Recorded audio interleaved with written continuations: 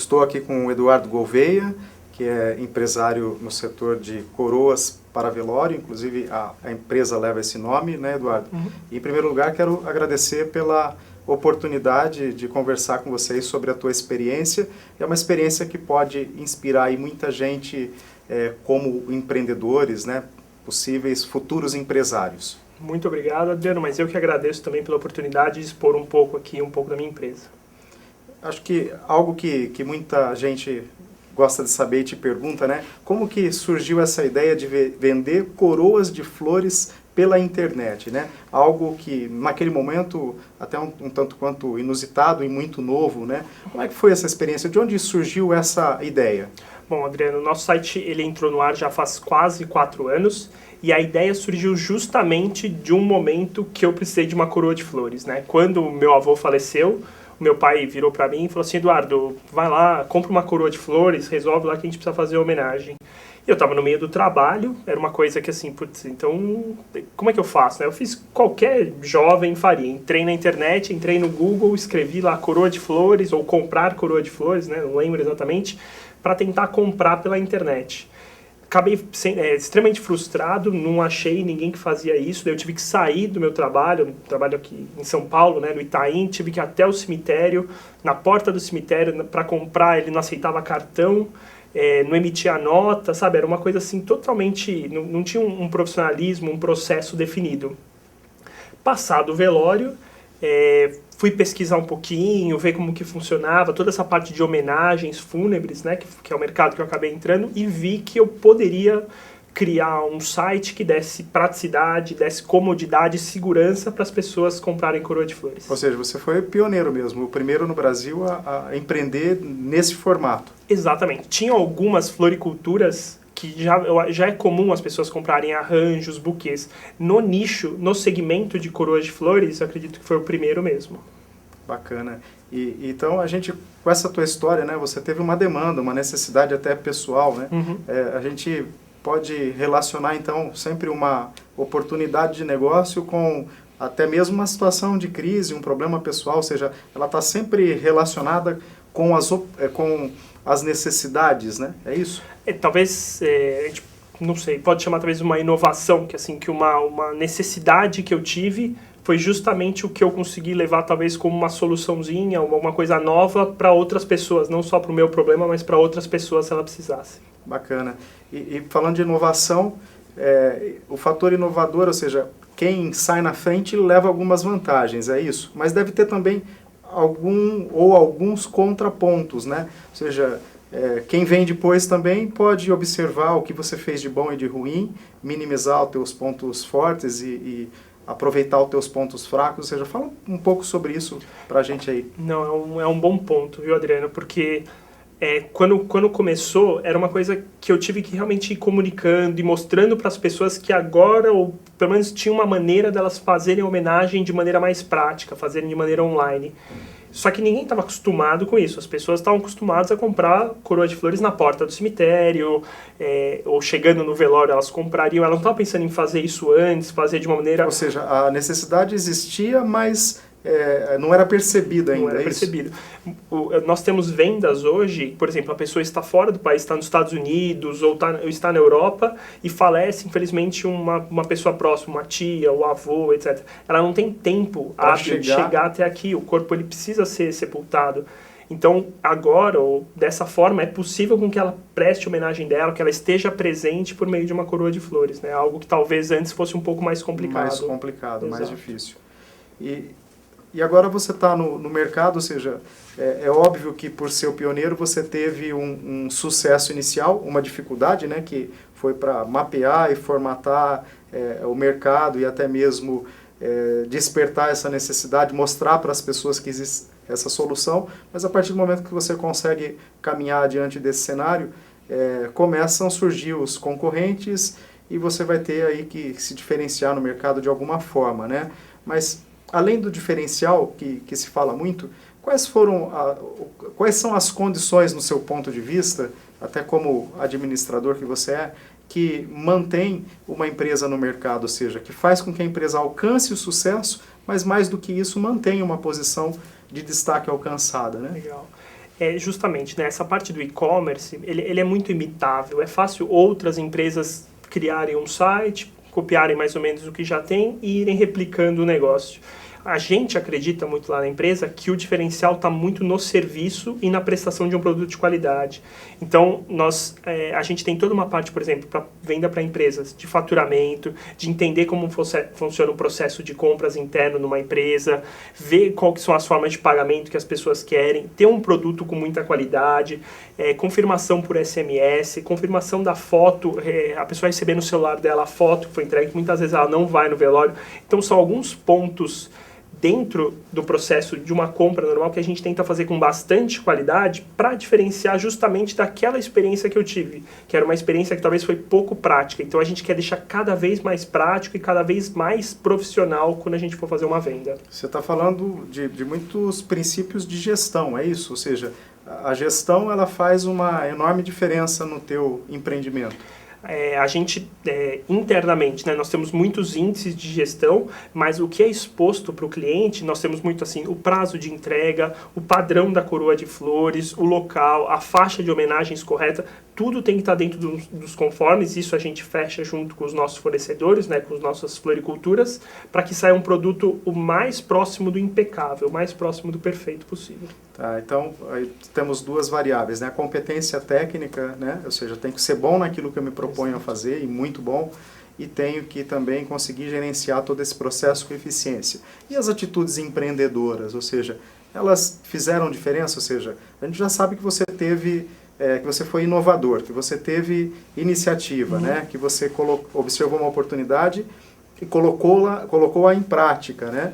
Mas quais outras atitudes empreendedoras você vê que elas foram importantes nesse teu processo, nessa manutenção do sucesso empresarial? Eu acho que, assim, falando algumas outras atitudes, hoje, atualmente, nós temos mais ou menos cerca de 500 floriculturas parceiras. Eu acho que uma das atitudes que foi interessante é esse poder de negociação, de ir atrás do mercado para fechar, principalmente com as primeiras, né?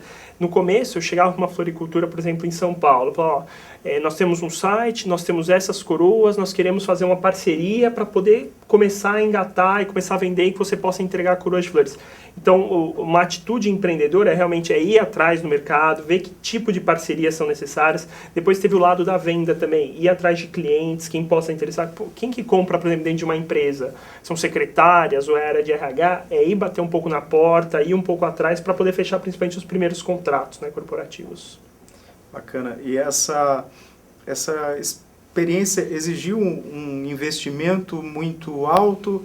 Qual foi o valor do investimento que você começou esse negócio? E o planejamento? Houve planejamento ou foi mesmo com essa coragem, né, com essa iniciativa toda? Como eu tenho uma base em administração, eu realmente executei o plano de negócio, então foi algo que eu gostei muito de fazer. Eu fiz enquanto eu ainda estava no mercado, então eu pude ir preparando, daí eu pedi a demissão para realmente começar. O investimento em si, a maior parte foi o meu tempo e o meu custo de oportunidade de sair do mercado. Mas foi feito um investimento financeiro mesmo para o início do site, para os primeiros materiais de divulgação, para toda a parte de investimento em marketing. Esse foi o primeiro montante que eu tive que realmente despender nos primeiros meses para o negócio começar. Tá, e esse valor, hoje ele é relativamente pequeno, perto do que você gera de receita do negócio? Ele é realmente bem pequeno, dado todo, foi algo em torno de 3 a 5 mil reais. Mas era um investimento necessário justamente para colocar em pé um primeiro piloto bem enxuto da empresa, que era um site, obviamente, um pouco mais simples, que eram materiais de divulgações mais simples do que nós temos hoje, mas era o necessário para a gente começar, que é o principal. É claro que hoje, com certeza, o mercado já exigiria, já tem gente profissional atuando, já exigiria uma formatação inicial diferente, né? Hoje a gente consegue ter uma agência que faz toda a parte de material para a gente tem internamente já desenvolvedores para o site, ou seja, o que começou um pouco mais simples, tudo mais ou menos terceirizado, feito pelo sócio, né, por mim, hoje a gente consegue ter mais uma mão de obra mais qualificada. Em educação empreendedora, né, sempre se prega que é possível começar um negócio com pequenos valores, mas grandes ideias. Acho que a experiência do Eduardo comprova, né, essa dinâmica, ou essa possibilidade, né, de você iniciar um negócio com um investimento inicial relativamente baixo, mas desde que aquilo tenha uma ideia bem formatada, ou seja, que a ideia represente de fato uma oportunidade, né? Que existe até uma distância entre as duas coisas. Às vezes tem uma ideia que é coerente, é bacana, é razoável, mas essa ideia ela não é viável, ou seja, não tem, né, um mercado suficiente, ou eu não tenho perfil para explorar, eu não tenho como conseguir os recursos iniciais, então, mas o teu exemplo acho que serve de inspiração para muita gente, né, que pequenos empreendimentos iniciais, mas com grandes ideias, uma ideia bem formatada, pode nos conduzir a uma posição bacana no mercado. É isso, Eduardo? Eu acho que o que pode ser interessante na ideia é que ela tem uma boa escala, realmente. Então, a gente começou com um site pequeno, com até poucos funcionários, mas a gente viu que a gente poderia entregar em todo o Brasil tendo o mesmo modelo de negócio. Isso aumenta muito até o valor que a empresa pode chegar a ter, se for bem trabalhado, se for bem desenvolvido. E hoje, como a gente consegue entregar praticamente em todo o Brasil e a gente ainda tem muito para crescer, a gente consegue com uma estrutura relativamente pequena, nós somos mais ou menos em 30 funcionários hoje, entregar muitas coroas de flores em todo o Brasil. Então, hoje você tem uma equipe com 30 colaboradores. Os 30 colaboradores são necessários justamente por ser uma empresa 24 horas. Então, até no período da madrugada, nós temos que ter atendente, nós temos toda a operação acontecendo. Então, o nosso escritório, que fica numa parte central aqui de São Paulo, ele funciona 24 horas para poder atender os nossos clientes. Isso é um recado interessante, né? Que não adianta também se aventurar aí, achar que vai sair vendendo coroas pela internet, né? E vai ganhar dinheiro fácil. Então, um exemplo é uma estrutura profissional, né? É uma empresa montada por alguém que entende de gestão, por alguém que foi inovador lá atrás, mas que formatou. Hoje existe uma estrutura profissional, né? De gestão, de operação, não só de gestão, mas de operação, né? Por trás, muito forte. Assim, o comércio eletrônico no Brasil, ele já está atrás ainda de outros mercados, mas ele já está bem desenvolvido. Ele não adianta simplesmente montar um site e achar que vai começar a vender. Tem toda uma parte de comunicação, de divulgação, de marketing, que está muito complexo. A parte de operação aqui no Brasil, com logística de entrega, não é fácil, tem muitos detalhes. A parte de tributação, então, ela pesa muitas vezes também para quem quer empreender, mas se for bem feito, bem planejado, acredito que dá para ir trabalhando bem para ganhar dinheiro, para começar a alavancar as vendas. Legal, você falou, né, de plano de negócio, que você fez um plano de negócios, né? E você saiu de uma grande empresa, né? Você trabalhava numa grande corporação. E como é que foi a coragem disso, a ousadia? Porque você tendo tido uma boa formação universitária, né? Estando empregado numa grande empresa e largar tudo isso para empreender. Então, precisa ter realmente coragem, né? O plano de negócio te ajudou a superar o medo, que foi normal, ou você nunca teve medo? Conta um pouco dessa experiência pra gente. Eu acho assim, o plano de negócio, quando ele está relativamente bem estruturado, ele dá mais confiança também. Eu fiz o plano, mostrei para algumas pessoas, mostrei o conceito para ver se validava. De qualquer forma, realmente algo que dá um pouco de receio, porque, como você falou, eu comecei num negócio que era mais ou menos inovador, que era uma coisa que não existia, e muita gente até desacreditava. Falava assim, Eduardo, você vai vender coroa de flores pela internet? Não é algo que as pessoas compram, uma coisa que não existe. Eu falei, então, mas eu acho que existe a parcela de pessoas que pode... num futuro falar assim, não, realmente esse produto é útil para mim, pode ser uma coisa fácil, uma coisa que me resolva. Então, eu acreditei muito nisso, acreditei que era um produto ok, ele era novo, mas que ele poderia ter uma certa demanda. Eu acho que também a questão da minha idade, eu tinha 24 anos quando eu comecei, isso favorece o empreendedor. Dá para arriscar um pouco mais. Exatamente, eu acho que eu estava numa idade que ninguém dependia de mim, eu ainda não era casado, então eu poderia arriscar, sair um pouco do mercado, se não desse certo, eu poderia voltar ou tentar um outro negócio, mas eu acho que o time era muito bom para mim, era favorável para mim. E essa condição de você pegar o teu planejamento e passar para algumas pessoas validar é uma técnica, né, recomendável, né? Se aconselha que quando você tem um plano, que você monte um júri, né, com pessoas críticas, pessoas do segmento, pessoas que não têm nada a ver com o segmento, para que você tenha validação, ou seja, aquele negócio com o olhar de gente de fora. Então essa lição você fez e isso te ajudou. Muitos empreendedores têm medo de falar da ideia, de querer discutir a ideia, porque acho que as pessoas vão roubar a ideia. Eu acho que isso assim é algo já até fora de moda. O mais importante quando você vai empreender é você validar ao máximo o seu produto, o seu conceito. Com quantas pessoas você puder conversar, pessoas mais experientes, pessoas que podem usar o seu produto, aquelas que você considera o seu público-alvo, pessoas que de alguma certa forma podem te ajudar, é muito útil para o seu negócio alavancar. Então, eu realmente recomendo esse crivo, esse júri, né, como você comentou, que eu acho que pode ser algo muito útil para o empreendedor. Bacana. Isso acaba confirmando algo que eu acredito muito, né, que conhecimento, quando você passa ele para frente, ele se multiplica e acaba retornando para você mesmo, né? Ou seja, você até mostra essa ideia, um conhecimento para as pessoas, mas isso volta para você em forma de validação de ideias, né? Exato. E acaba... A gente tem essa prática, a gente orienta, assessora os empresários na elaboração de planos de negócios, e a gente tem como prática, a gente sempre sugere, quando o plano está pronto, montar esse júri para fazer essa apresentação. E o que a gente observa na prática é um resultado fantástico, ou seja, acabam vindo ideias, críticas, questionamentos, que mesmo a consultoria, junto com o empresário, que normalmente ele está apaixonado pela ideia, acaba não sendo suficiente, ou seja, o pessoal de fora ajuda a validar e, mais do que isso, contribui mesmo, né? E tem um outro ponto também, por exemplo, eu fiz o plano de negócio, mas ele, em hipótese nenhuma, ele pode ficar na sua gaveta.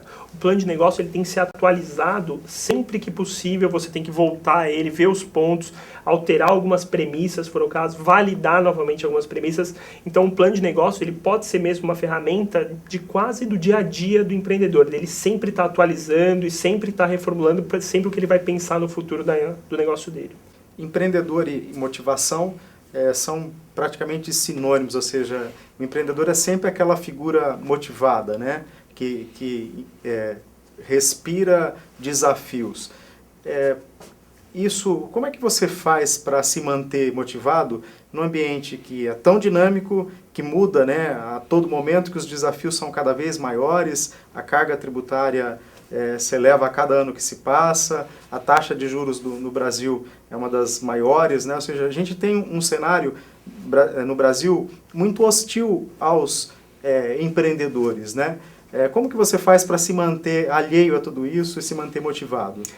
Na verdade, todos esses desafios que você pontuou, Adriano, eu gosto de uma certa forma disso. Me motiva a querer fazer uma empresa legal, uma empresa que as pessoas gostem de trabalhar e que ajudem muito outras pessoas no mesmo caso que eu tive. Nunca pensei, óbvio, na minha vida em trabalhar no mercado fúnebre, né? Não é algo que as pessoas veem na cabeça. Mas a ideia de ter uma empresa, que a empresa funcione bem, que ela cresça, quem sabe um dia eu consigo ir para a América Latina, consiga ter a mesma filial no Chile, na Argentina, no México, acho que seriam coisas que me motivam todos os dias. Eu, no geral, assim, eu sou uma pessoa muito otimista e quero sempre ver meu negócio grande, meu negócio crescer. Eu tenho um sócio que ele é mais da área financeira, que ele é um pouco o contrário, assim, ele é a pessoa que segura mais, então ele sempre fala, não, vamos com calma, vamos acabar de estruturar isso, para daí sim pensar no próximo passo. Então, acho que é importante na nossa sociedade, nós dois irmos dosando para nunca ficar tão otimista e nem tão pessimista. E esse é um equilíbrio bacana, né, para quem pensa em sociedade, porque muitos empreendedores equivocadamente procuram sócios que têm um perfil parecido, né? Eu quero o melhor amigo para sócio, eu quero aquele cara que pensa igual a mim. E é um equívoco, né, Eduardo? Ou seja, esse sócio que pensa completamente diferente é que dá um casamento bacana na sociedade, não é isso? No meu caso, o meu sócio é meu amigo de infância, padrinho de casamento, ou seja, ele é muito próximo. Muito amigo.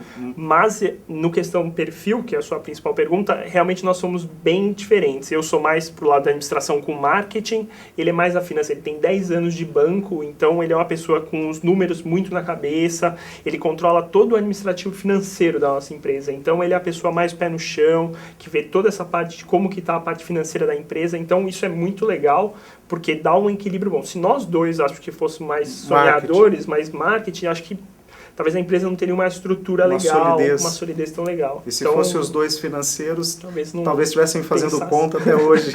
Exatamente. Talvez a gente nunca ia querer dar o próximo passo, ou subir, ou aumentar qualquer passo importante para o crescimento da empresa. Normalmente, as origens dos empreendimentos, elas estão pautadas em empreendedores que ou são da área de marketing, da área comercial em si, ou são da área operacional. Então você vê um chão de fábrica que montou uma empresa, você vê um vendedor que montou um negócio, mas dificilmente você vê um financeiro, né, que tem a coragem de empreender num negócio muito arrojado comercialmente falando. Já é mais difícil, então esse perfil realmente se complementa. Agora, para você que é da área comercial, ou seja, que tem até no teu DNA, né, esse gosto pelo desafio, pela ousadia, ou seja, você já tem desafios, tem objetivos muito desafiadores, estratégicos, inclusive, como que é ser orientado e até mesmo ter um sócio com essa visão econômica financeira? Isso ajuda bastante? Tem horas que eu falo assim, Bruno, né, que é o nome dele, será que a gente não está indo devagar demais, não poderia acelerar? E ele fala assim, Eduardo, você acha que a gente não está indo muito rápido? Vamos... Então a gente tem que estar o tempo todo se equilibrando. Se equilibrando. Essa é a palavra, a gente fazer sempre o melhor pela empresa, sempre no time mais correto possível, que óbvio a gente não tem a resposta, mas o importante é a gente junto, com o mínimo de intriga possível e sempre juntos a gente querer crescer a empresa. E entender, né, a importância do trabalho do outro, né? Exato. Porque em alguns momentos deve dar aquela sensação de que o outro está atrapalhando, né? Dos dois lados, né? Não só do seu sentimento por ele, mas é entender isso, né? Olhar com essa serenidade para essa relação é importante, né? Exatamente. Mas no geral é muito boa, a gente se dá muito bem, isso que está indo com que a empresa vá crescendo, eu acho que a gente se dá muito bem, eu acho que isso faz diferença. E esse equilíbrio é importante, a gente vê que empresas que não têm a visão financeira, muitas vezes ela acaba crescendo muito mais, no entanto são as empresas que entram numa zona de risco muito maior, né? São pautadas, ou seja, são normalmente as empresas que não passam pelas crises, né? Justamente por não ter essa visão dos números, não ter uma dose de realismo que é natural aí de quem é da área econômica e financeira. Exatamente. Bom, Eduardo, quero agradecer o teu tempo, né, a tua disponibilidade de passar essa tua experiência, que ela é muito rica e, acima de tudo, é inspiradora, né, numa série de aspectos, né, desde a importância do fator inovação, as pessoas ficam, às vezes, muito preocupadas em copiar algo que está dando certo, ou seja, ela pauta a origem do empreendimento em algo que está dando certo, quando ela poderia usar o tempo, essa energia, para perceber algo que o negócio não tem. O teu negócio também está pautado em prezar muito pela qualidade, que é um princípio de gestão, é um princípio de operação, mas é também uma atitude empreendedora, né? A gente não vê o empreendedor bem-sucedido hoje que não se preocupa com a qualidade dentro da proposta que ele tem, né? Pode ser o nível de qualidade baixo, mas dentro da proposta aquilo é aceitável. Então, o teu negócio, a tua experiência é muito rica, né? Para quem está no mercado, para quem pretende começar, e mais do que rica, eu penso que ela seja inspiradora. Então, quero agradecer aí o seu tempo, o bate-papo com você e saber se você quer deixar uma mensagem final aí para quem pretende iniciar um negócio ou mesmo que pautar no teu exemplo algo que sirva para quem trabalha dentro de uma empresa. Ou seja, será que todas essas atitudes são transferíveis para quem é um colaborador, ou seja, para quem não pretende empreender, mas pretende ser um empreendedor dentro da sua área? Eu agradeço, né, pela oportunidade de expor um pouco aqui o Coroas para Velório. E com relação à mensagem, o que eu gostaria de dizer é que muita gente às vezes fica esperando uma ideia totalmente nova para poder começar. E eu acho que às vezes foi isso que o Adriano comentou, às vezes é questão de adaptar ou melhorar um pouco uma ideia, às vezes que já existe, construir algo que possa ajudar algumas pessoas, e a partir daí acredito que a execução é ter todo o controle, todo o planejamento para que tenha sucesso. Então, e não deixar que o ótimo seja inimigo do bom, é isso? Ou seja, é um bom ponto. Às vezes a pessoa... Não pensar em algo, de repente, que seja genial, mas começar com algo que já seja bacana, né? E depois ir ajustando também. Eu acho que esse foi um dos pontos até do começo da empresa. Eu acho que a gente queria botar um bom produto que desse certo, testasse um pouco o mercado, para aí sim depois buscar o ótimo. Então, às vezes falta um pouquinho isso, talvez, para o empreendedorismo decolar no Brasil. As pessoas realmente buscarem algo novo, buscarem algo que seja necessário, mas realmente executá-lo. Legal. Tá bom? Mais uma vez, obrigado. E o Eduardo, essa história magnífica e inspiradora que a gente acabou de ouvir, ela confirma, né, o tripé do sucesso empresarial e até mesmo do sucesso profissional. Um negócio bem-sucedido começa com atitudes empreendedoras. mas não basta ter atitudes empreendedoras se você não conseguir transformar essas atitudes em uma capacidade de gerenciar o negócio e uma capacidade de operar, ou seja, eu preciso ter competência técnica naquilo que eu me proponho a fazer, e o Eduardo, com essa história brilhante aí, comprova exatamente a importância desse tripé no sucesso dos nossos negócios. Muito obrigado. Obrigado a você. Um abraço.